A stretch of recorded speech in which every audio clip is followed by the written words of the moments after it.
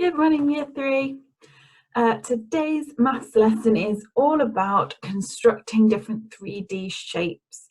If you have used some of the nets from yesterday's lesson to build some of your own shapes, that will be really beneficial when we come to doing the activities for today. All right, let's move on to our Discover. So the questions here says, who can make a cube by putting together their smaller cubes? Now they have to use all of their cubes for this, they can't have any left over.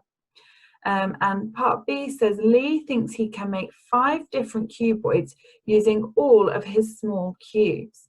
So these are a bit like the multi-link that we have at school. You can join them together to make different shapes. Bella here has made a really long tall cuboid with her cubes, and Lee hasn't put his together yet. But who could rearrange their cubes to make a bigger cube? Then have a look at Lee's shapes here. Could he make 5 different cuboids with them? Pause the video now and have a go at working this out. You might like to sketch this, or if you've got something like dice or little cubes at home that you could practice with, that would be really great as well. Come back to the video when you're ready to talk through some answers. Okay, so Bella can make a cube using her smaller cubes. It has a length of 2 units in every direction, so she's got 8 small cubes. She has put 4 together on the bottom, so this is a square of 2 by 2, and then she adds another group of 4 on top, so she has got 8 altogether, and then we've got 2 long, 2 tall, and 2 wide. All right. Lee only has 6 cubes, so he cannot make any cube at all. He could sort of make this L shape here, that if he stuck this these 2 cubes onto the top here, but that's not a cube, it has too many faces and not all of them are square either. So Lee doesn't have enough cubes. For part B, Lee tried to make 5 different cuboids. Well, he thought he'd made 5 different cuboids. He's not correct though. With his 6 cubes, he could have this cuboid here, which is 1 tall, 2 wide, and 3 long. And these other cuboids are exactly the same as this first one. They are exactly the same shape. They've just been twisted and turned around, so they look a bit different. But it is still the same shape. It doesn't matter what direction that you turn it into, it is still exactly the same. It has still got 1 by 3 by 2, 1 by 3 by 2. All right, so that is all the same. He's just looking at it in different angles. The other cuboid that he can make is this really long, tall, thin one by stacking all of his cubes, and still it's exactly the same. He's just laid it down on its side to make this other one here, which means it is exactly the same shape still. He has not made a new shape. So unfortunately, Lee was not correct. Let's move on to the think together now. So make some shapes using different construction materials. How many of each will you need? Okay, so we have got we have these at school. They're sort of plastic squares, and they click together so that you can make different shapes with them, different 3D shapes. And over here we've got sticks and marshmallows. This is something you could do at home. It works really well. It works better with pasta or spaghetti than with sticks, I've always found. And little marshmallows or bits of blue tack. Try and snap your spaghetti so they're all about the same length and see if you can make a cube with them. So how many of these plastic squares will you need to make the faces of a cube? How many of the sticks will you need to make the edges? And then how many marshmallows will you need to make the corners, the vertices is the proper name for them, of a cube? Pause the video now to have a work that out. If you have got a cube somewhere in your house, like a dice or a box that's cube shaped, that will be really helpful for you counting those faces, vertices and edges. Come back to the video when you're ready for the answers.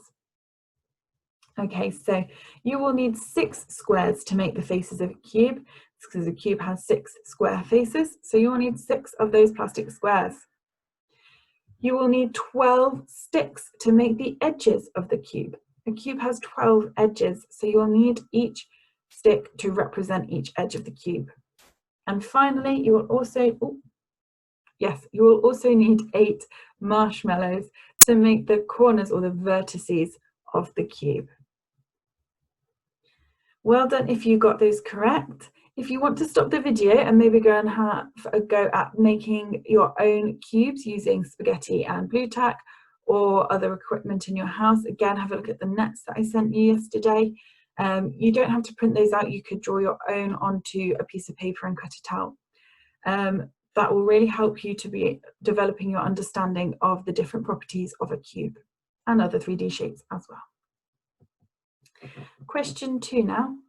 Some children want to make a cube, a sphere, and a pyramid. Which of these shapes can they make from each set of materials?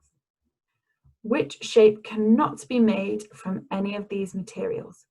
Why is this? So really importantly, they want to make a cube, a sphere, and a pyramid.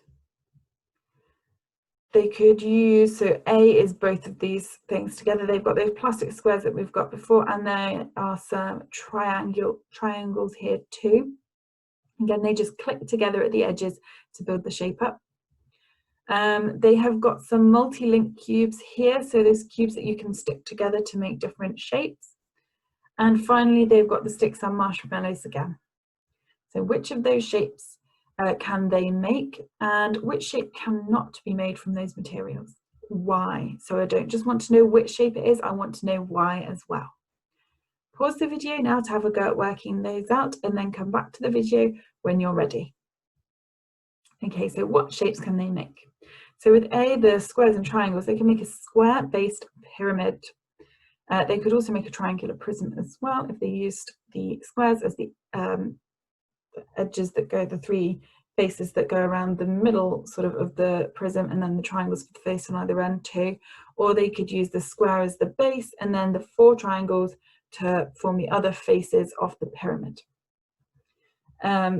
B, they could use those cubes to make a bigger cube, like the children did in our Discover problem, trying to make a cube out of smaller ones.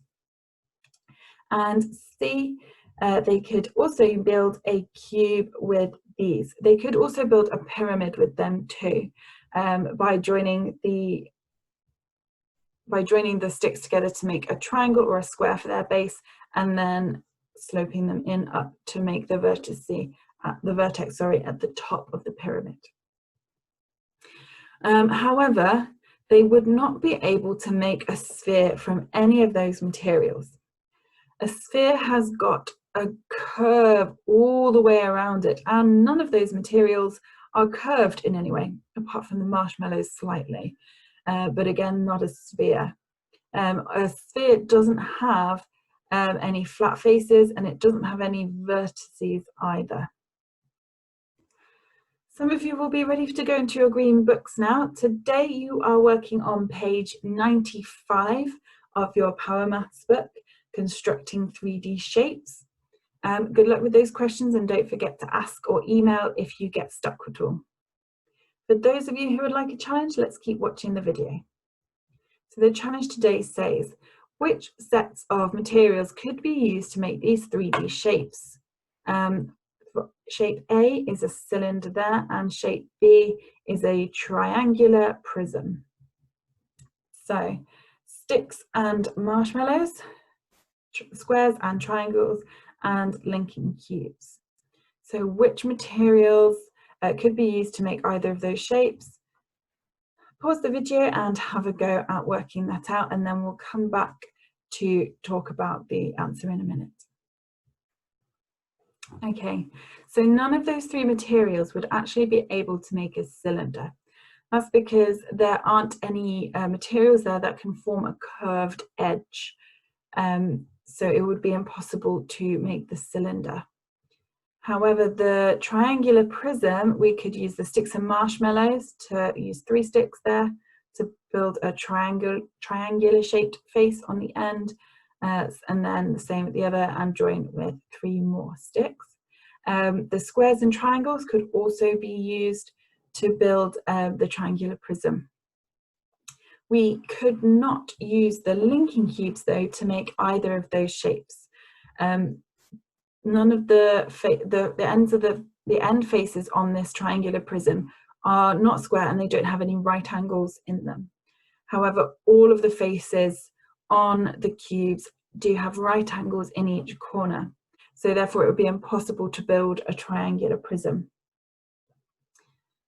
Part B says, how many of each piece would you need to make the prism? Now, both of these are prisms, circular prism and a triangular prism, although we do call shape A a cylinder as well. But I assume they are referring to the triangular prism here. So how many of each piece would you need to use the prism? So we've talked about how you can use the sticks and marshmallows or the squares and triangles to build it. How many sticks and marshmallows would you need? How many squares and triangles would you need? Pause the video now to go and have a go at working that out, and then come back when you're ready for some answers. Okay, so to make the triangular prism using sticks and marshmallows, you would need 9 sticks, one for each of the 9 edges on this shape. And then you would need 6 marshmallows, one for each of the vertices on the shape. Okay. To build the triangular prism out of squares and triangles, you would need 2 of the triangles, one for each of the triangular faces on the end. And then you could either use 3 squares if you made a slightly shorter triangular prism which had square faces on these 3 sides. Or you could double up and join 2 squares together to make a rectangle and use 6, so 2 or 6 of the squares to make the rectangular sides of the prism. Well done if you got those correct. They were tricky questions today. Could you please now go into your green Power Maths book? You are on page 95 of your green Power Maths book. Don't forget to email your teacher if you are stuck or if you've got any questions at all. We're more than happy to help you out.